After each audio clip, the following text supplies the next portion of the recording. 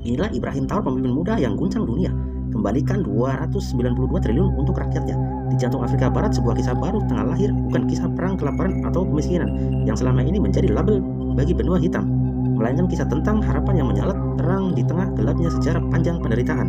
Kisah ini datang dari keberanian seorang pemimpin muda bernama Ibrahim Traore, Presiden Burkina Faso, yang namanya kini bergema ke seluruh dunia.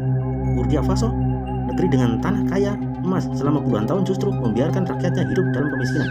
Kekayaan alam yang melimpah bukan menjadi berkah, melainkan kutukan, karena hasilnya mengalir ke luar negeri dan jatuh ke tangan segelintir elit serta perusahaan asing.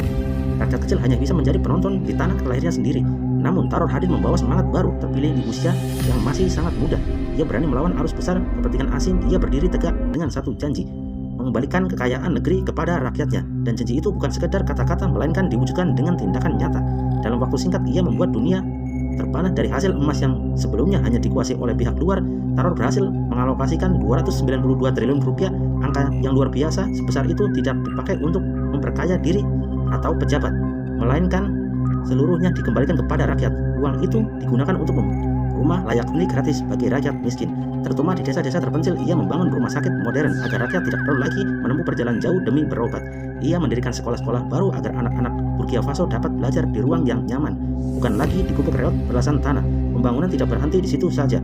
Jalan raya, jembatan, fasilitas umum, hingga sarana transportasi diperbaiki dan dibangun. Di desa-desa dulu tersosialisasi, kini tersambung ke kota-kota. Semua itu menjadi simbol nyata bahwa Burkina Faso sedang bangkit dan rakyatnya bersatu dalam sebuah visi kemajuan bersama. Dunia pun menoleh. Banyak pemimpin negara berkembang menjadikan Traore sebagai inspirasi. Ia membuktikan bahwa seorang presiden sejati bukanlah yang hanya duduk di kursi kekuasaan, melainkan yang turun langsung melayani rakyat. Ia menunjukkan bahwa kekayaan bangsa jika dikelola dengan hati yang bersih bisa benar-benar menjadi milik rakyat, bukan menghilang di kantong asing. Burkina Faso kini menjadi bukti bahwa perubahan bukanlah utopia, bahwa keberanian, ketegasan, dan kejujuran bisa mengubah nasib bangsa. Ibrahim Traore lebih membuktikan di dunia yang sering skeptis terhadap politik bahwa masih ada pemimpin yang menganggap kekuasaan adalah amanah, bukan kesempatan memperkaya diri.